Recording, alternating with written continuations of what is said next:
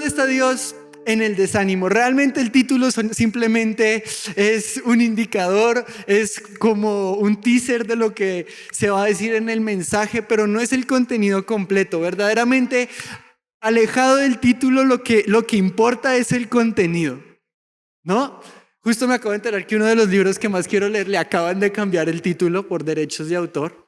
Entonces, no se preocupen tanto por el título. Si ustedes quieren ponerle otro título, también les doy completa libertad. Pero hoy yo voy a hablar de una historia que, aunque he leído 1.000.000 de veces, y Samu quiere subirse aquí a predicar,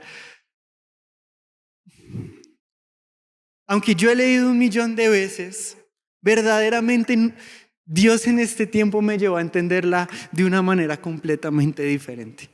Y vamos a leer la historia que seguramente en porcentaje la gran mayoría de ustedes conoce, y es la historia de Elías. ¿Cuántos conocen esa historia o cosas que ha hecho Elías? ¿O cuántos han leído la vida de Elías? Levante la mano. ¿Sí, Andrea? ¿Sí? Ok, muy bien. Sería muy irónico que no conocieras la historia de Elías cuando tu apellido es Elías. Sería muy vergonzoso.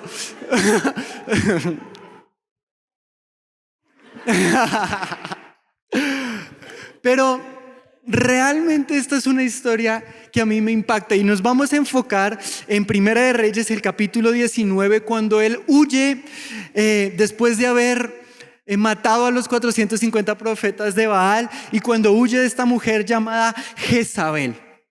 ¿Cuántos están familiarizados con esta historia? La verdad la hice y la deshice 1.000.000 de veces, porque para mí es una historia que impactó profundamente mi mente, mi corazón y mi vida. Verdaderamente. Al estudiarla, a profundizar en ella, entonces ya sea que Dios está en el desánimo o Dios está en la angustia, ese es el tema que vamos a tratar a lo largo de este mensaje. Entonces, yo los invito a que abran su Biblia en Primera de Reyes, capítulo 19, yo lo voy a abrir también. Y vamos a leer la historia. Y dice, Elías huye a Oreb. Acá dio a Jezabel la nueva de todo lo que Elías había hecho. Recordemos que en el capítulo anterior, Elías acababa de hacer varios acontecimientos, entre ellos matar 450 profetas de Baal.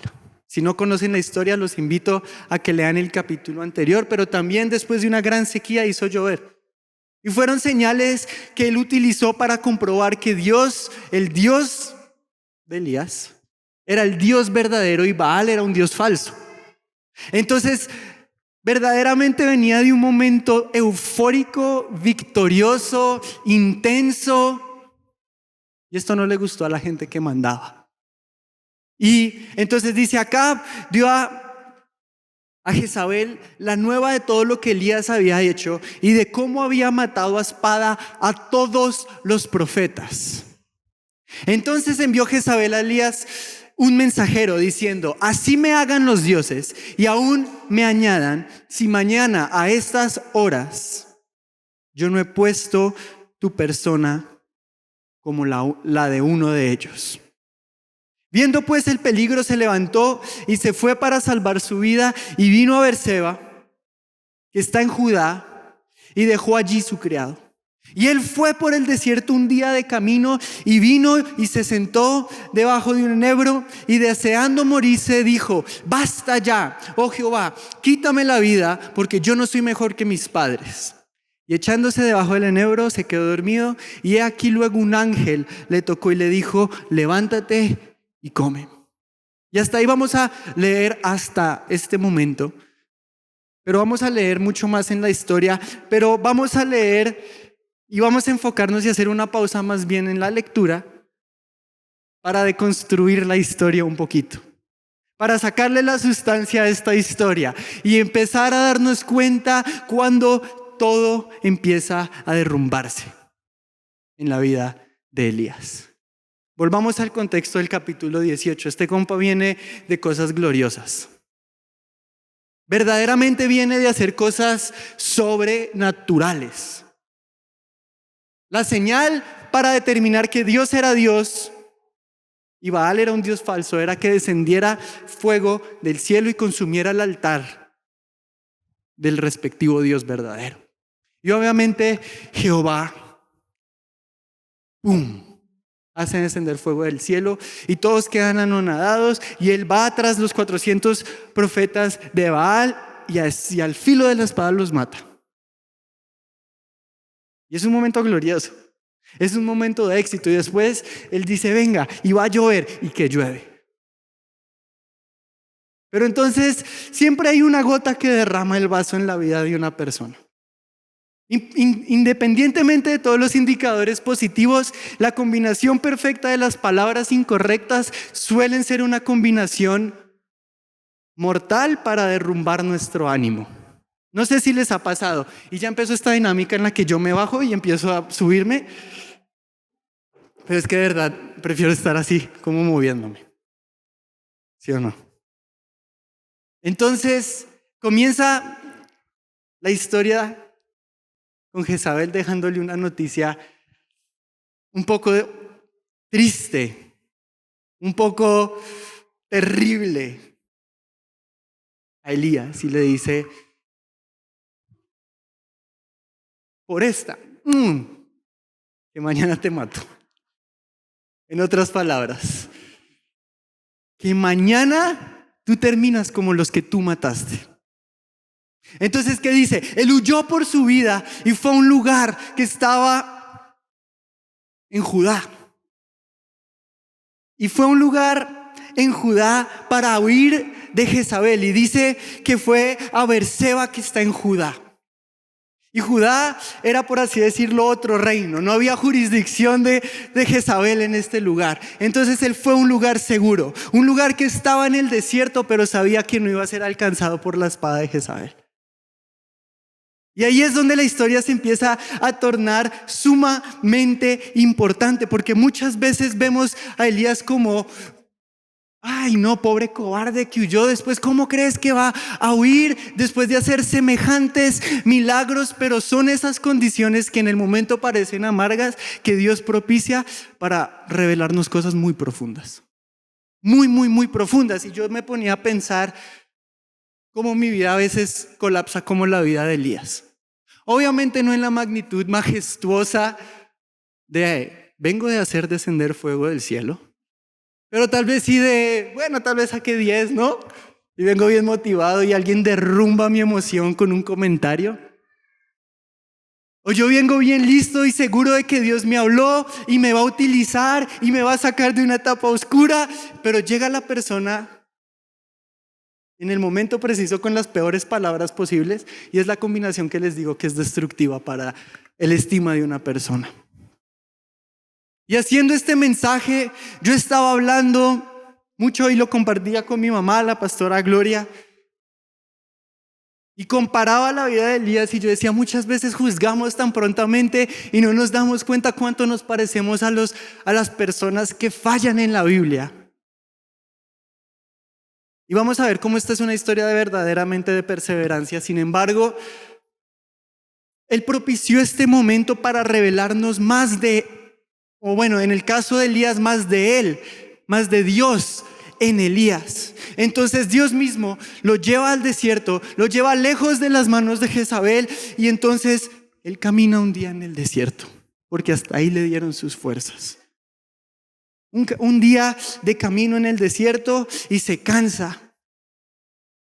Entonces se cansa y dice que deseando morirse vino y se sentó debajo de un enebro. Yo creo que fue un momento de cansancio físico, pero también de frustración profunda.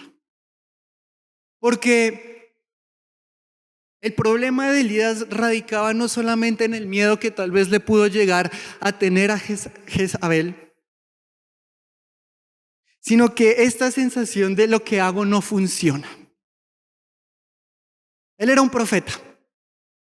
Y el profeta tenía una misión: volver al pueblo de Dios a Dios.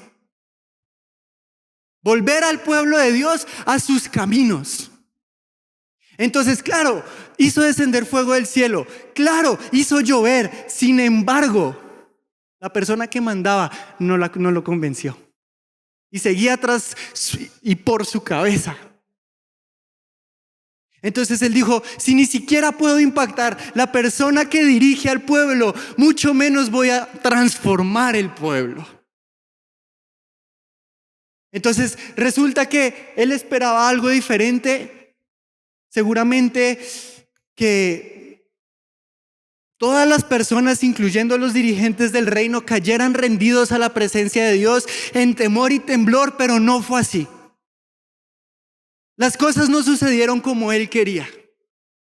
No fue así, y entonces recibe este mensaje por parte de un mensajero que en otras palabras le decía huye o te mato. Huye o mañana por estas horas tú estás colgado igual que todos los que tú mataste. Entonces él va al desierto y va a un lugar en Judá donde todos los comentarios, y estuve estudiando mucho acerca de la geografía de este lugar, y las comparaciones son increíbles. Y hace un paralelo con la historia del Éxodo con Moisés muy profundo. Todos los comentaristas que leí, todos los como atlas bíblicos que miré, era como un punto en común con el Éxodo y Moisés.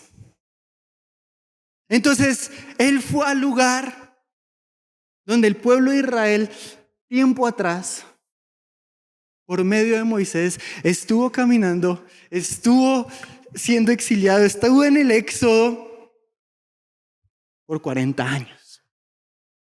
Donde vieron el maná, donde vieron la provisión de Dios, donde vieron milagros sobrenaturales, y ahora, tiempo después, pasan las generaciones y se encuentra un hombre llamado Elías, cansado, harto de su vida, en el mismo lugar, diciéndole a Dios, mátame, porque la labor que tú me diste no fue misión cumplida, fue misión fallida. Y mátame porque no hice lo que mis antepasados hicieron, y fue librar a Israel del juicio, librar a Israel del pecado, librar a Israel de la maldad. Entonces todo empieza a colapsar en su vida. Y fracasado y sin ideas, el enemigo, como en el fútbol, ¿no? Cuando hablan de un defensa y siempre lo chulean, dicen, él es un tiempista, ¿sí o no? Si les gusta el fútbol.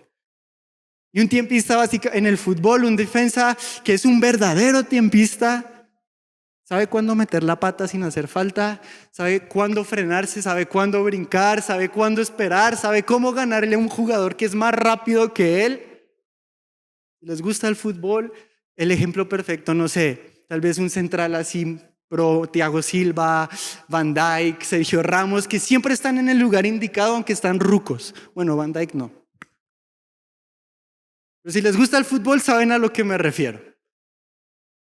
Y el enemigo esperó el momento preciso para empezar a inculcar desánimo, para tratar de inculcar desesperación, para tratar de llenarlo de angustia. Cualquier otro adjetivo que usted quiera utilizar para describir la situación de Elías, pero él estaba desesperado. Ya no sabía qué hacer. ¿Y cuántas veces nosotros no nos encontramos en una posición donde decimos, Dios, ¿qué rayos hago? Ya hice todo y nada me sale. Ya hice todo y no puedo. Y en otras palabras, las palabras y la oración de Elías fue, prefiero morir y estar en tu presencia, tranquilo y sin estresarme, que estar vivo en esta tierra sabiendo que no estoy haciendo nada de lo que tú me llamaste a hacer. Entonces, de cierta manera uno dice, wow, qué argumento tan más elaborado, tan válido. Era un hombre de Dios, pero eso no era lo que Dios quería para él. Entonces continuamos leyendo la historia en el versículo 5 y dice, y echándose debajo del enebro, se quedó dormido. Y aquí luego un ángel le tocó y le dijo, levántate, come. Entonces él miró y he aquí a su cabecera una torta cocida sobre las ascuas y una vasija de agua. Y comió y bebió y volvió a dormirse.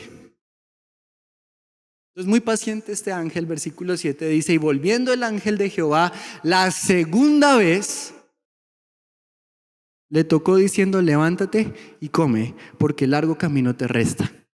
Se levantó pues y comió y bebió, y fortalecido con aquella comida caminó 40 días y 40 noches hasta Horeb, el monte de Dios. Y si ustedes conocen la historia de Moisés, saben lo que representa Horeb. Y era el lugar donde Dios habló directamente a Moisés, que con su mano cubrió su rostro y pasó por ahí. Entonces, aún en medio de la angustia podemos resaltar algo de la vida de Elías. Y es que sí, él era de carne y hueso. Sí, se amargó. Sí, se desanimó. Sí, se deprimió. Pero él llevó su angustia, su desánimo, su depresión, su tristeza, siempre a la dirección de Dios. Él fue al desierto porque sabía que en el desierto estaba Dios. Él huyó al desierto porque históricamente era el lugar donde Dios obraba de manera incómoda, de manera a veces desagradable, de manera que a nadie le gusta pasar por el desierto, pero por ahí obró Dios. Con Moisés, con el pueblo que estaba saliendo de Egipto, y él tenía la esperanza de que Dios le hablara. Pero muchas veces cuando nosotros huimos a un lugar seguro. Para Elías, el lugar seguro era el lugar donde no lo podía alcanzar esta mujer. Donde ella no tenía jurisdicción, pero Dios sí. Donde ella no podía meter mano, pero Dios sí.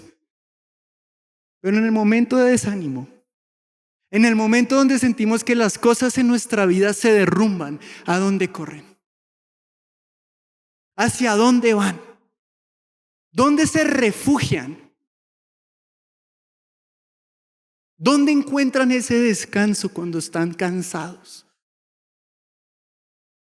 ¿Por qué les digo esto?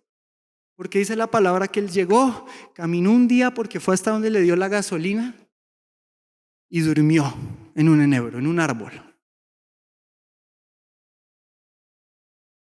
Y luego un ángel de Jehová lo despertó y le dijo, ve y come. Comió y se volvió a dormir, estaba muy cansado. Come, se vuelve a dormir. Yo creo que comió muy rico. Le dio así el mal del puerco bien intenso y se volvió a dormir. Luego le vuelve bien pacientemente el ángel de Jehová y le dice, a ver, despierta. Se despierta y dice, come bien, porque te resta un largo camino. Un largo camino por el desierto. Porque hay procesos que uno quisiera en la vida que duraran 5 segundos. Listo, Dios, ya. Yo de morro pedía un montón de perdón, pero así como inmediato. No sé si antes ya les he compartido esto, pero para todo yo pedía perdón inmediatamente porque odiaba y hasta la fecha no me gusta esta sensación de estar en malos términos con alguien. Y todo el tiempo yo decía, ¿me perdonas? ¿Me perdonas? ¿Me perdonas? Y mi mamá, ya deje de pedir perdón. ¿Me perdonas por pedir perdón?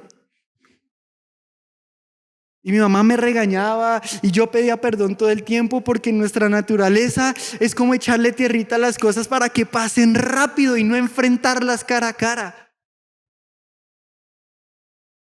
Y el Dios de Elías, que es el mismo Dios al que nosotros servimos y predicamos y venimos a recibir, le dijo, prepárate, te voy a dar impulso suficiente, pero te resta un camino en el desierto. Y a veces no es la respuesta que queremos oír. Y quién sabe si esa era la respuesta que esperaba. Y muchas veces venimos como esperando la respuesta que queremos oír, y por eso no oímos la voz de Dios. Y caminó por 40 días y 40 noches hasta Horeb, el monte de Dios. Y esta parte a mí me impacta, porque claro,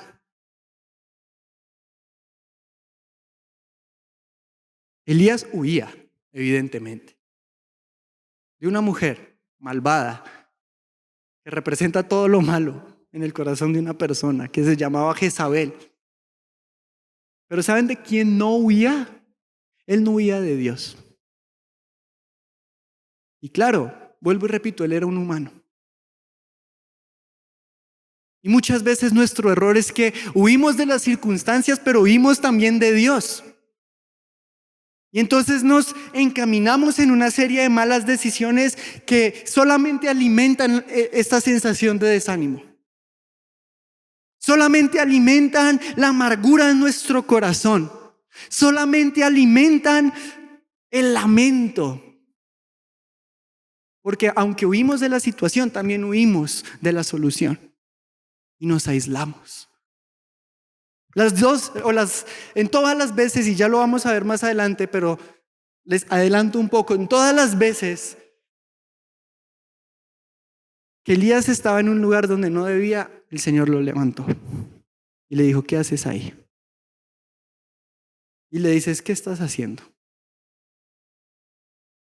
Y le dice, y lo alimentó y cuidó de él. Porque aún en medio del desierto, que son temporadas tan importantes y tan necesarias, Dios ve. Porque aún cuando yo pienso que no, es que ¿cómo Dios va a saber lo que estoy sintiendo? Dios sabe lo que están sintiendo. Y vemos esto, por ejemplo, en Oseas 2:14, que dice, por lo tanto, he aquí, la seduciré, y habla del pueblo de Israel, la seduciré y la llevaré al desierto. Y le hablaré ahí al corazón. Porque Dios utiliza estos momentos desérticos, secos, para hablar a nuestro corazón. ¿Qué hay en el desierto? Nada. No hay nada, hay arena, no hay nada. Y muchas veces Dios permite el desierto para que deje de haber tanto de nosotros en nosotros, al punto de que no haya nada. Yo creo, yo la verdad nunca he ido a un desierto, o sea, desierto. Es un verdadero desierto, así con dunas y todo eso jamás he ido. Yo me imagino que en el desierto, o sea, está cañón el desierto, en todos los sentidos.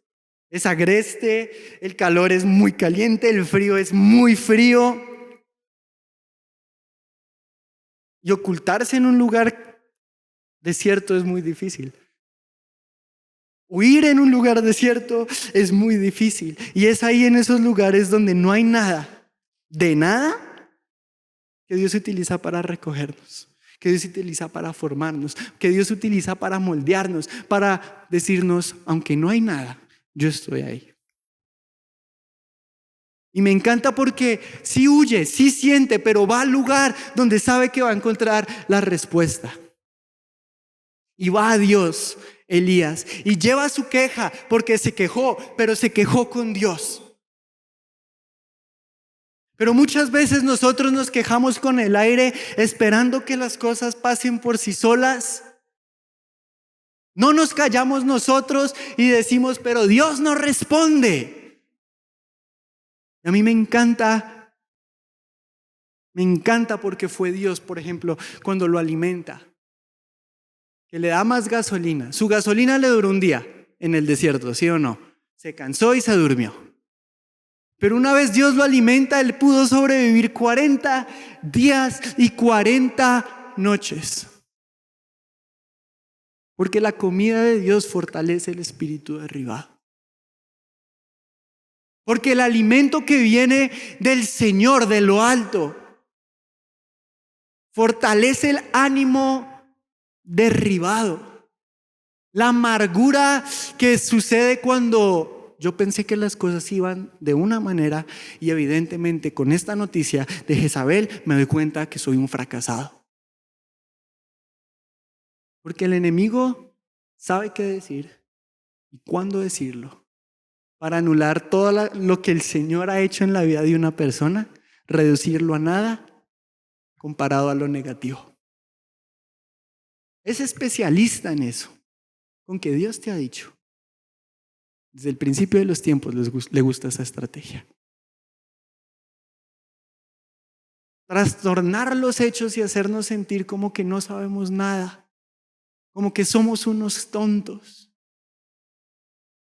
Pero aún el alimento del Señor, si no se renueva y si no se vuelve el pan de vida de una persona, se agota. Le duró 40 días, 40 noches. Y dice y me encanta este ejemplo porque dice así, y dice, levántate y come porque el largo camino te resta, versículo 8, se levantó pues, comió y bebió, y fortalecido con aquella comida, caminó 40 días y 40 noches hasta Horeb. Él yo creo que dijo, ya, con esto tengo, gracias Dios porque tú me hablas. Y esa es la actitud que muchas veces nosotros tenemos. No dejamos a Dios obrar completamente en nuestra vida. Y antes de que él llegara al monte de Dios, a Horeb, encontró una cueva y se le acabó la gasolina. Y se ocultó nuevamente en una cueva y volvemos a leer la historia y continúa diciendo lo siguiente. Versículo 10. No, vamos a leer desde el 9.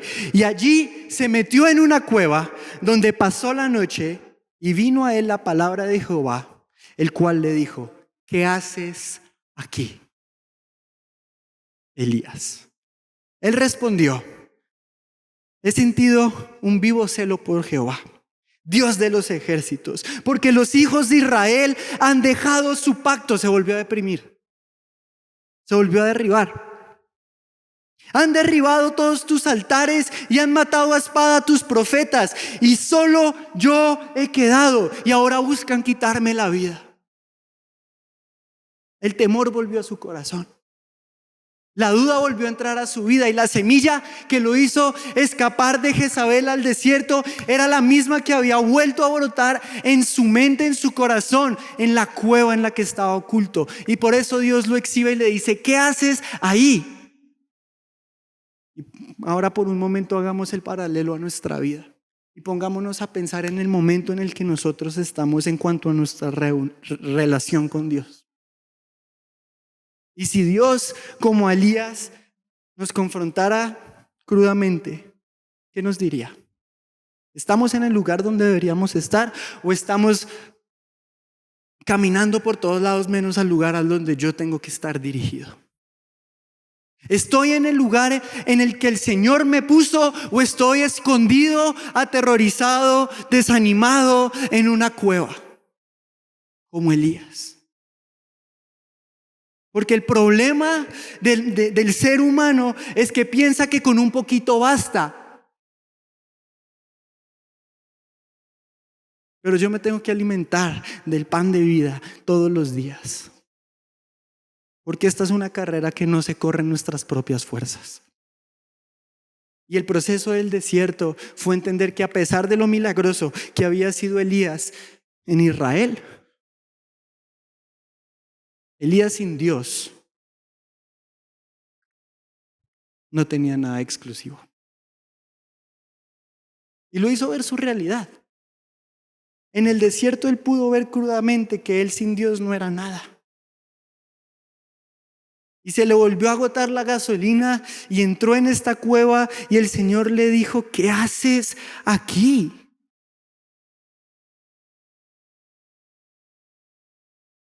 Y luego decía, él respondió, he sentido y él dijo, sal fuera y ponte en el monte delante de Jehová. Y a mí esta historia, ¿cómo me impacta? Porque el Señor es muy paciente con sus hijos. con los que son suyos y no es ajeno a nuestro dolor. Él mismo lo experimentó en carne y hueso a través de Cristo. Él entiende lo que es el desánimo, Él entiende lo que es la depresión, como lo vemos aquí, la ansiedad, el afán, el actuar precipitadamente. Él lo entiende. Porque Él lo vivió en carne y hueso. ¿Dónde está Dios en el desánimo? Ahí mismo, porque Él lo vivió en primera plana, y más que ustedes y que yo, juntos. Porque ustedes no creen que desanima ver a las personas con las que crecieron, levantaron un ministerio, los llevaban a comer, comían kilómetros, le lavaron los pies, darle la espalda en el momento más crucial de su vida.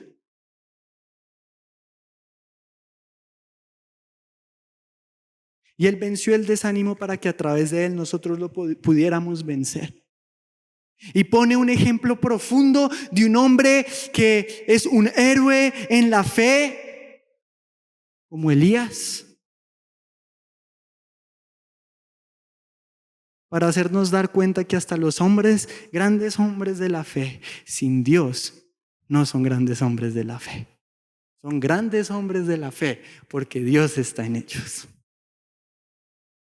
Es lo que es la peculiaridad que hay en estas personas que leemos en la Biblia. Ellos supieron a dónde huir. Ellos tenían claro cuál era su lugar seguro. No que no lucharan, no que no se desanimaran, no que no se pusieran tristes, sino que sabían a dónde llevar todo esto. Y oían. Y oían. A veces se tardaban, pero oían.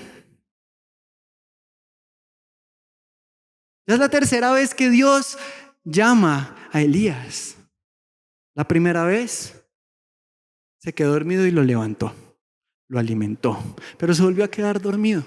Entonces lo volvió a levantar y lo mandó, y estuvo bien 40 días. ¿Y cuántas veces nosotros duramos bien por temporadas, pero volvemos a recaer y decimos, chale, no sirvo?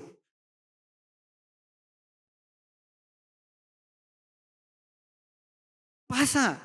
Y pasa muy a menudo en la vida del cristiano, y le pasó a Elías. Y Dios le preguntó, ¿qué onda contigo? Dijo, Dios, no sirvo. Mátame.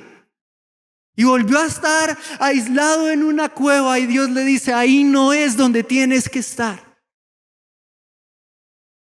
Y yo creo que Dios, a través de este estudio, Dios me decía mucho a mi propia vida, ¿dónde rayos estás?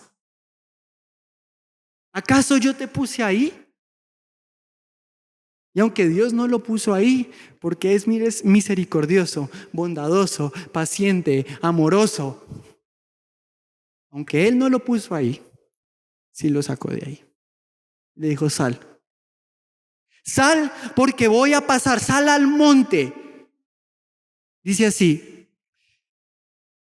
Y dijo, sal fuera y ponte en el monte de Jehová. Y he aquí que Jehová pasaba y un grande y poderoso viento. Esta es la parte que todos hemos oído y que hay como, hasta se siente como un redoble de tambor no implícito, ¿no? En esta parte, porque ya sabemos que es el clímax de la historia, porque ya sabemos que Dios va a hablar en el silencio, porque conocemos la historia, pero vamos a volverla a leer. Y dice así: y pasaba un grande y poderoso viento que rompía los montes y quebraba las peñas delante de Jehová. Qué venta, o sea, de verdad, qué vendaval tan más intenso, que rompía los montes. Qué miedo estar en esa situación.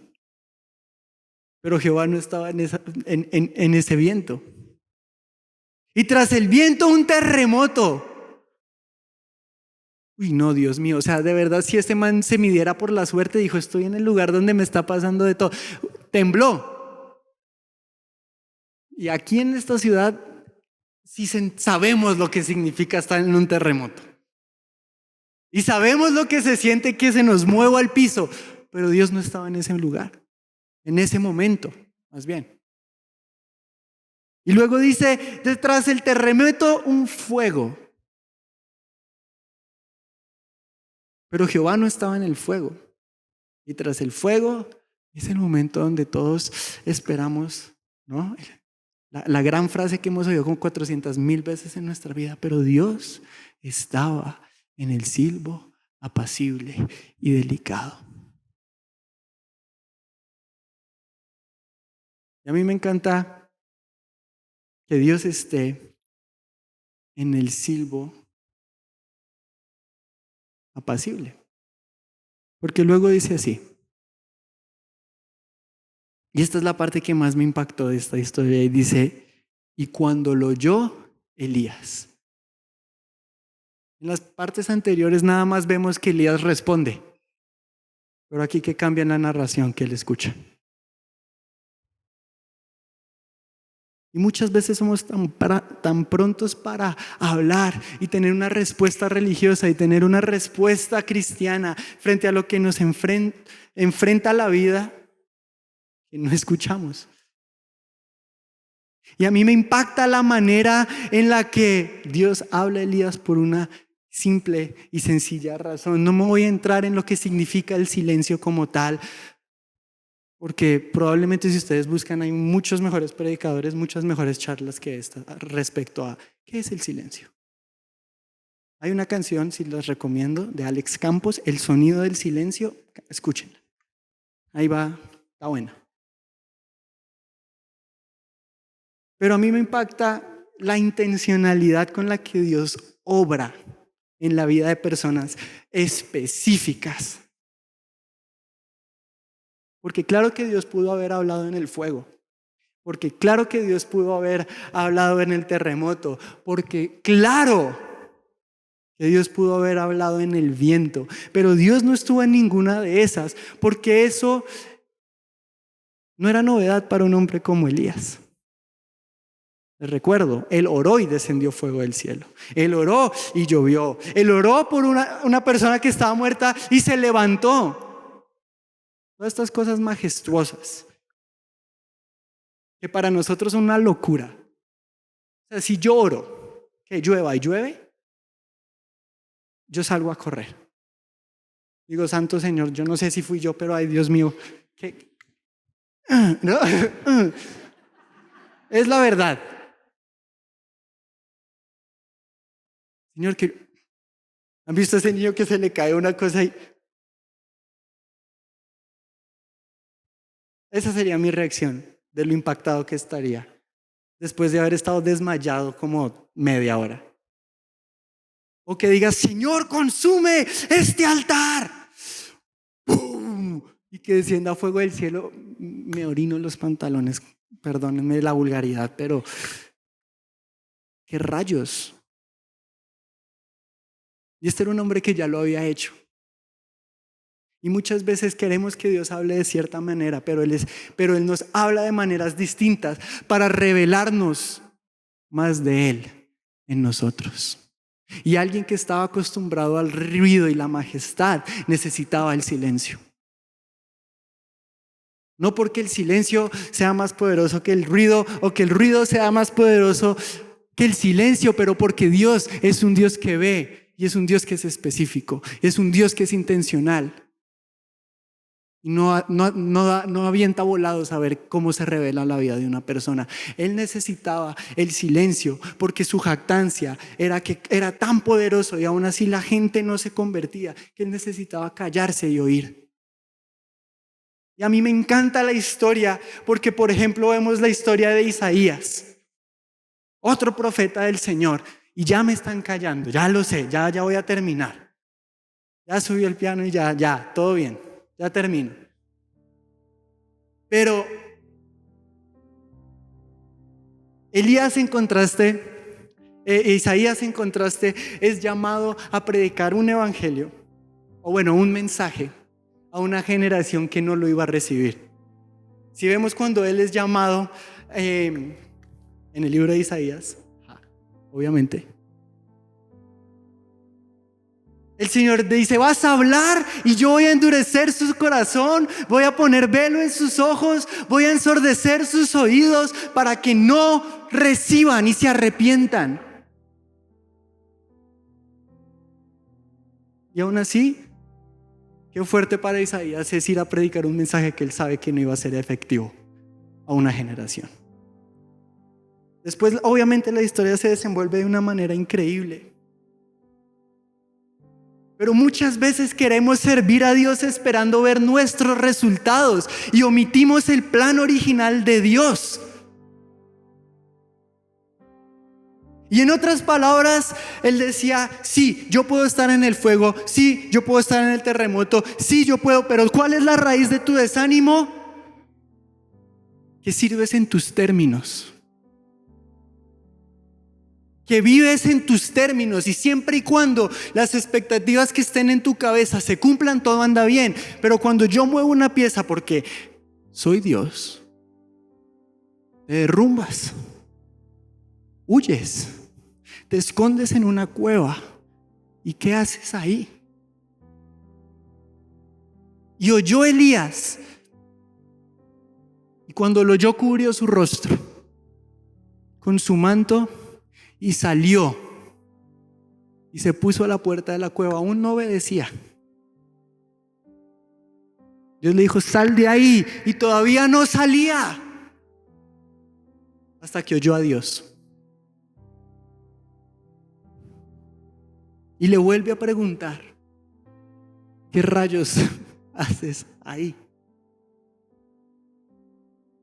Evidentemente yo no soy tan paciente como Dios. Yo ya me desesperé leyendo esta historia.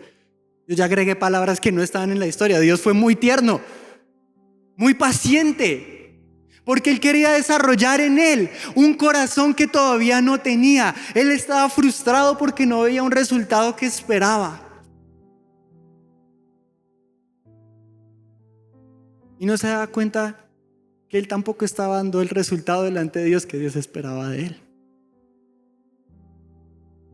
Porque podemos ver todo lo que nos sale mal y que Dios no es justo y que ¿por qué a mí? Y a mí esta historia me impacta profundamente porque Dios fue muy paciente para hacerlo ver su propio error. Porque el error de Elías no estaba en el desánimo en sí mismo, sino en su corazón. Muchas personas en la Biblia se desanimaron. Y lo que me tiene a mí predicando de Elías es que en todo momento él por lo menos llevó su mala condición al lugar que lo podía curar.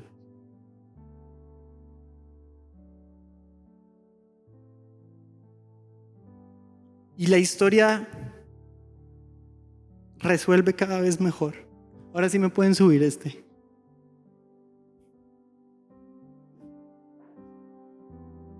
Pero la resolución y la manera en la que termina este capítulo de Reyes es increíble. Bueno, esta sección, no el capítulo como tal, sino la historia.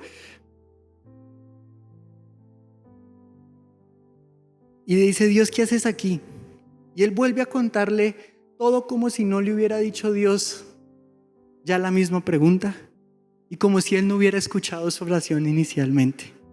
Y vuelve a decir todo como si literalmente no hubiera pasado nada en todo un capítulo, donde Dios había obrado constantemente en su vida. Y vuelve y le dice la misma queja al Señor.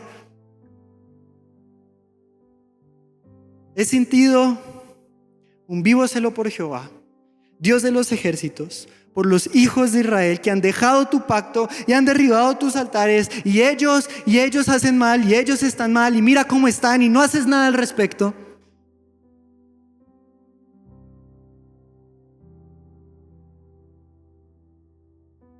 Y no fue hasta que Dios verdaderamente preparó el corazón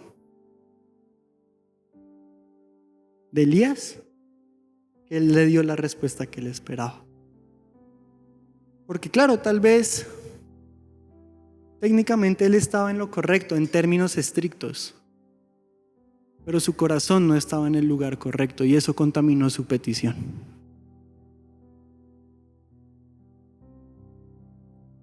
Entonces, Dios, ¿dónde está en el desánimo? En cada paso. Si dejamos de huir de Él. En cada paso, amándonos y siendo pacientes. Más paciente y más amoroso de lo que fue Elías con Israel.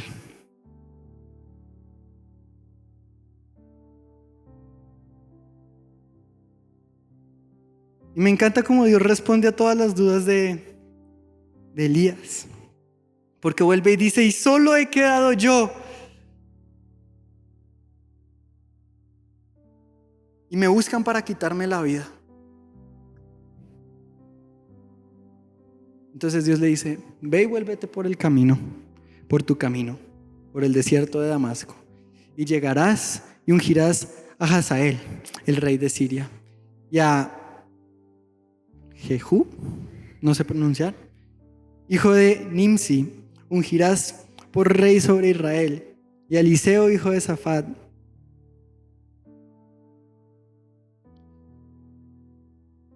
Y luego en el último versículo dice, y yo haré que queden en Israel 7,000, cuyas rodillas no se doblaron ante Baal y cuyas bocas no lo besaron. La mentira más grande que nos vende el enemigo es la misma que usó y argumentó Elías 2 veces. Solo he quedado yo. Muchas veces en los momentos de dificultad el peor error que podemos pensar es que somos la única persona en el mundo que le pasó. Yo soy el único bueno, mira todo a mi alrededor, ¿qué pasa, Dios? Dice, porque te amo, ve y dile a los otros 7,000, 7,000 justos, que no había ido Elías a hacer su chamba, pero ahí estaban por la misericordia de Dios, que no doblaron rodilla ante Baal. Entonces no, Elías, no eres el único, hay 7,000 más. 7,000 se me hace un número hasta la fecha muy grande. 7,000 de lo que sea. Y Dios fue paciente, amoroso.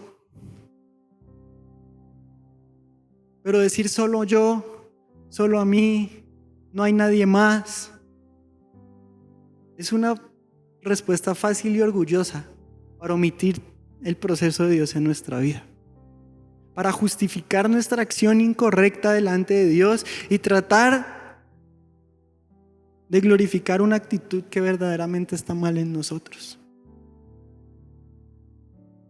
Entonces, ¿qué hizo Dios en el desánimo de Elías? Exhibió su corazón. Yo creo que ¿han visto Mortal Kombat? ¿Han jugado Mortal Kombat? ¿Han visto ¿cómo se llaman? Cuando ya los matas bien chido y haces una última jugada. ¿Han visto los fatalities de Mortal Kombat? Una cosa burda. Y hay un fatality en Mortal Kombat donde el compa le pega un puño tan fuerte que entra a su caja torácica, le rompe las costillas y le saca el corazón. ¿Sí lo han visto ese fatality? Y lo exhibe.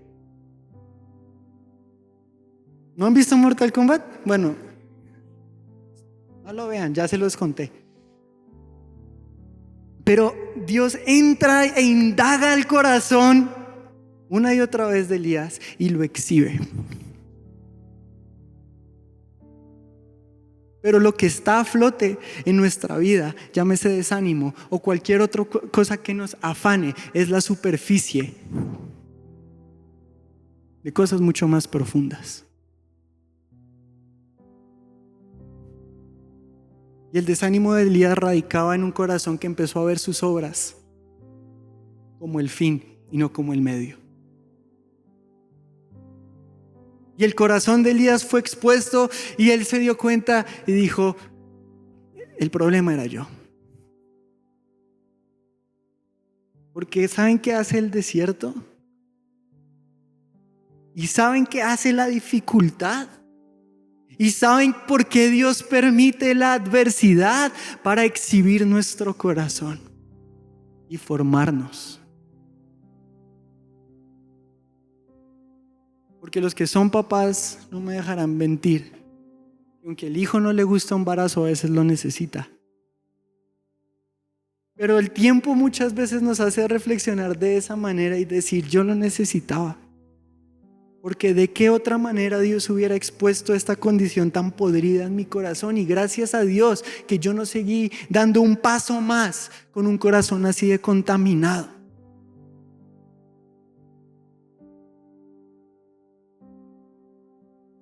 Él necesitaba una revelación nueva de quién era Dios,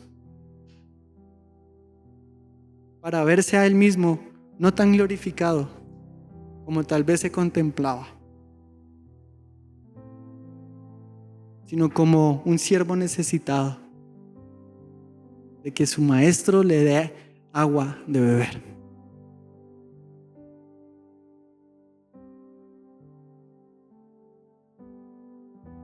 Y en el estudio, una frase que me gustó mucho de Matthew Henry, que hablaba sobre lo que significa ser de Dios.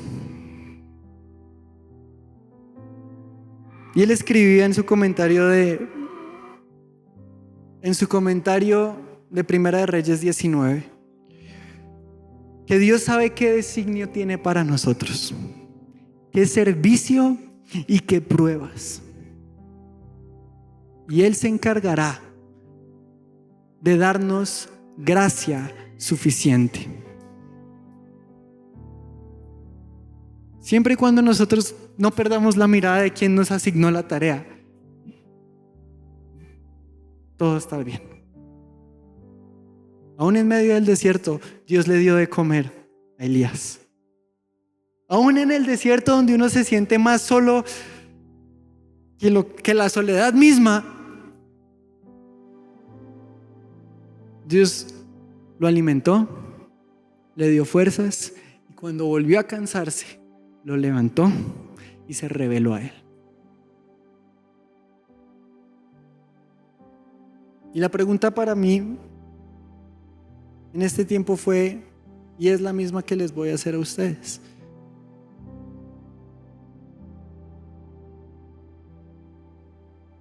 y es la misma que le hizo Dios a Elías. ¿Qué haces aquí? ¿Qué esperas? ¿Qué esperas? Y yo quiero invitarlos, y no voy a hacer un llamado específico, a que nos pongamos en pie.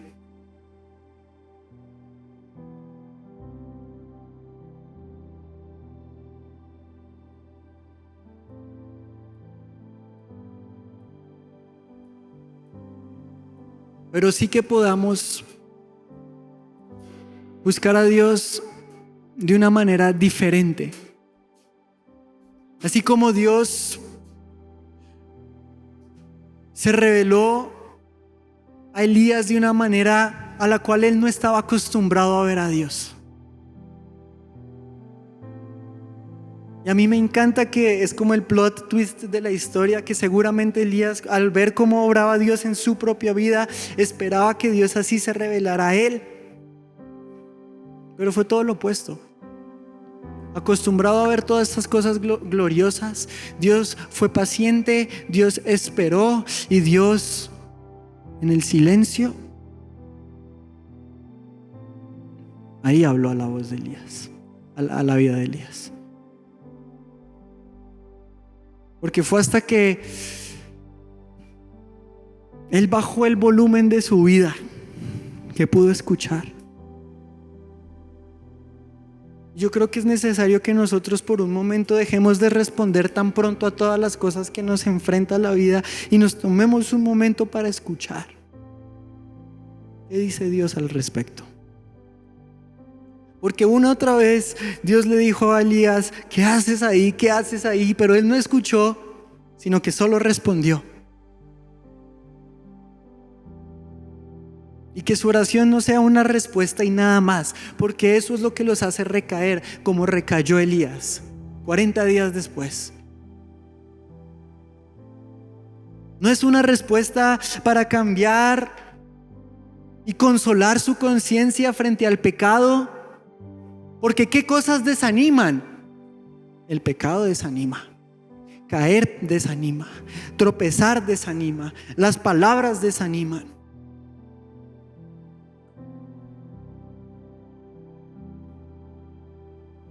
Pero aún las cosas que desaniman, Dios las permite, porque a Él nada lo toma por sorpresa. Y yo soy una persona profundamente emocional,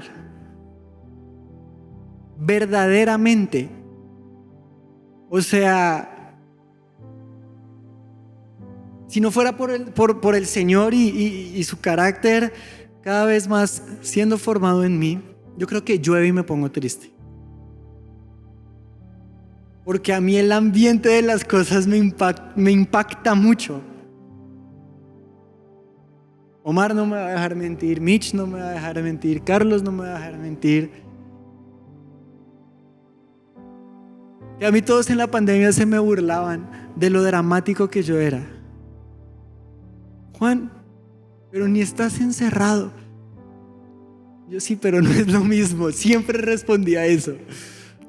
Sí, pero no es lo mismo. Y ya ni me tomaban en serio. Pero nosotros no podemos ser más susceptibles a la reacción inmediata de nuestro entorno que a la voz de Dios. No podemos ser más susceptibles a las circunstancias que nos rodean, a la adversidad que nos enfrentamos, que a la voz de Dios. Y en esencia, ese también fue parte del error de Elías. Oyó mucho más otras cosas antes que la voz de Dios. Pero como Dios estaba en él fue a pedir ayuda. Y fue a los lugares donde él sabía que iba a encontrar a Dios. Pero Dios no habló hasta que dejó de buscar en sus fuerzas y escuchó.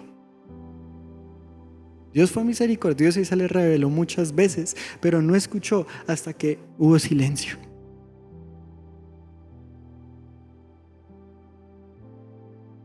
Yo no sé qué necesita usted de Dios, ustedes de Dios en su vida. Porque aún a las personas que más conozco, yo no los conozco tanto como los conoce Dios. Y aún a las personas con las que más convivo, yo no sé qué pasa en su mente 9 horas, 10 horas, 12 horas al día que no los veo. ¿Y por qué pensamientos cruzan que los enclaustran en una cueva como Elías?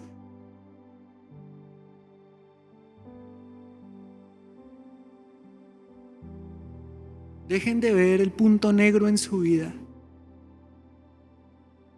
porque es mucha más grande la fidelidad de Dios en el proceso que el problema en sí mismo.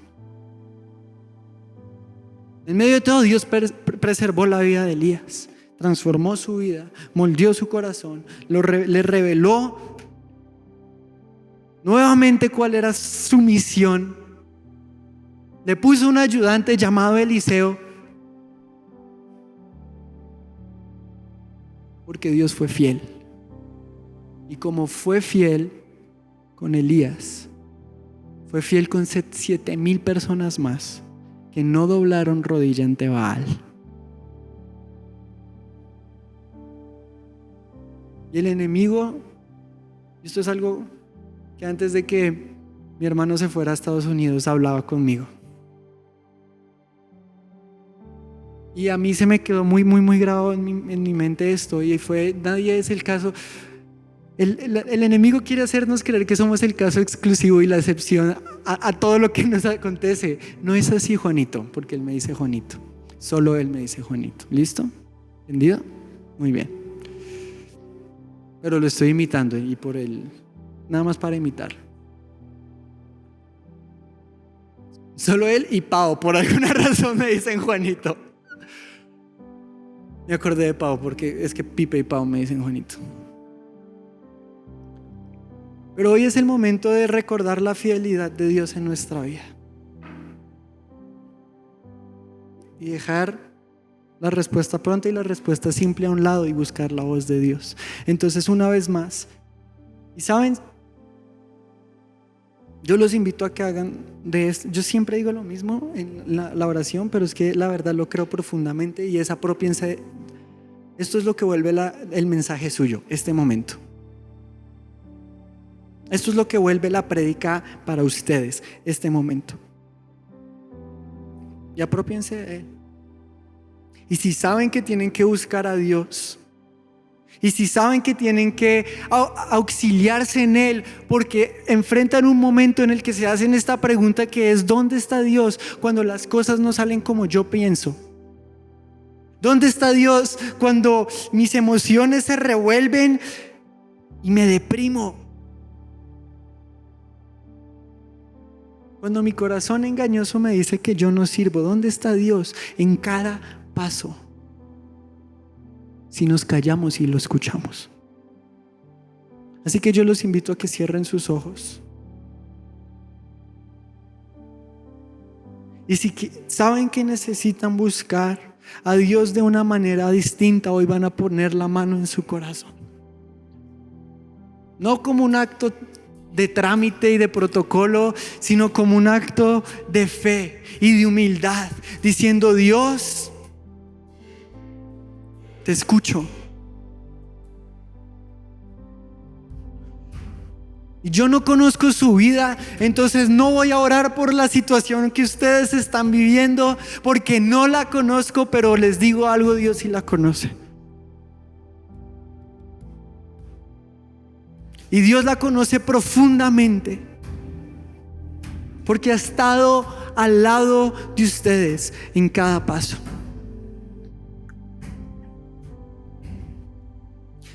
¿Dónde estaba Dios cuando ustedes se estaban quejando? Esperando a que se dejaran de quejar para que escucharan.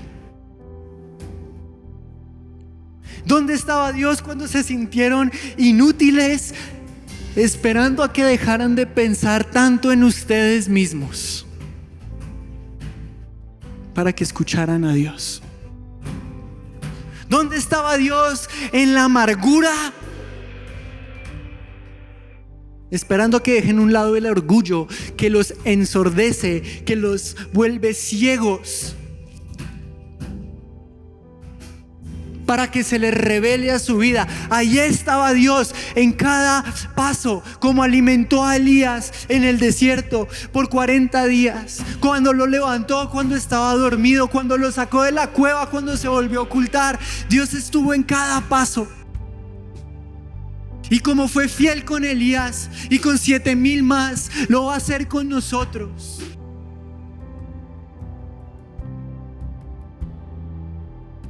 Y mientras suena la música, hagan de esta oración la revelación de Dios para su vida. Así como Elías necesitaba algo diferente a lo que estaba acostumbrado, y en su caso él necesitaba el silencio. ¿Qué necesitan hoy de parte de Dios para que no salgan igual? Vuelvan a caer en el desánimo, vuelvan a caer en el pecado como círculo vicioso en su vida, y rompan con el ciclo que los está matando en su espíritu.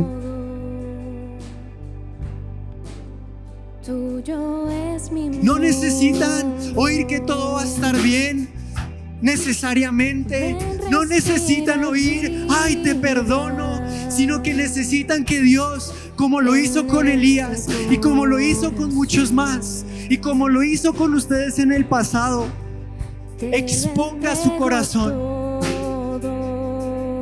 Y hoy yo los invito a que le digan al Señor: expón mi corazón y muéstrame si hay mal en él, y muéstrame por qué, Señor, vuelvo y caigo en lo mismo. ¿Y cuál es la raíz de mi desánimo? ¿Cuál es mi raíz de mi falta de compromiso contigo? ¿Por qué olvido tus promesas con facilidad? Si, Señor, tú me llamaste, tú me darás la gracia suficiente para vivir al nivel al cual yo fui llamado por ti. Porque, Señor, la fuerza no viene de mí ni de lo que yo pueda hacer, sino que viene de ti. Viene de ti enteramente, de todo, en todo sentido. Aquello que yo necesito en mi vida, en mi corazón, para no caer muerto ante la adversidad, es a un Dios vivo. Porque, Señor, el Dios que quería Elías demostrar al Dios vivo, al Dios que obra, al Dios que es real.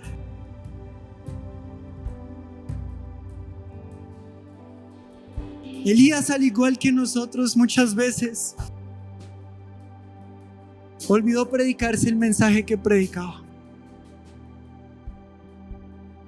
Y todas esas palabras que les decimos a otras personas, a nuestros discípulos si somos líderes, hoy es el momento de ponerlas por obra en nuestra propia vida.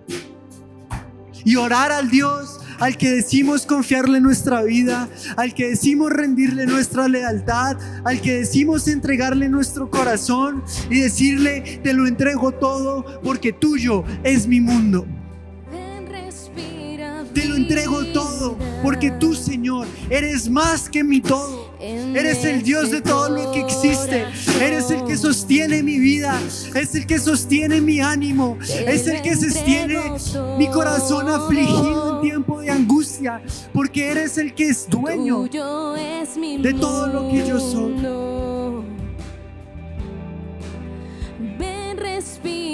Y una vez más, como reunión, como ministerio, como iglesia, vamos a cantarle al Señor: te lo entrego todo. Y como una declaración de fe, le van a decir al Señor: te lo entrego todo. Todo lo que me afana, te lo entrego todo. Todo lo que me asedia, te lo entrego todo. Todo lo que me desenfoca y me lleva a esconderme de tu presencia, de tu majestad. Señor, hoy te lo entrego. Te lo entrego todo. Te lo entrego todo. Tuyo es mi mundo. Te entrego todas esas cosas Ven, respira vida, que constantemente me llevan a tomar el camino equivocado, salirme del camino que tú has establecido para mi vida. Eso te lo entrego hoy y todos los días. Y Padre, yo te doy gracias por esta noche. Te doy gracias por tu fidelidad, porque así como fuiste fiel con Elías, así como fuiste fiel con todos los grandes héroes de la Biblia, tu fidelidad, Señor, es la misma en los tiempos de Elías y hoy, viernes 2 de septiembre. No cambia. Y aunque yo cambio, tú no cambias. Y aun cuando yo me quiero rendir, tú no te rindes. Y aun cuando yo me meto en situaciones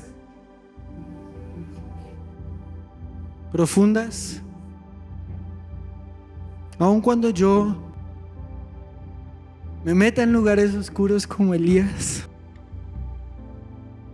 tú, Señor, en tu amor, en tu bondad, en tu misericordia, extiendes tu mano y me sacas del hoyo que yo mismo cavé.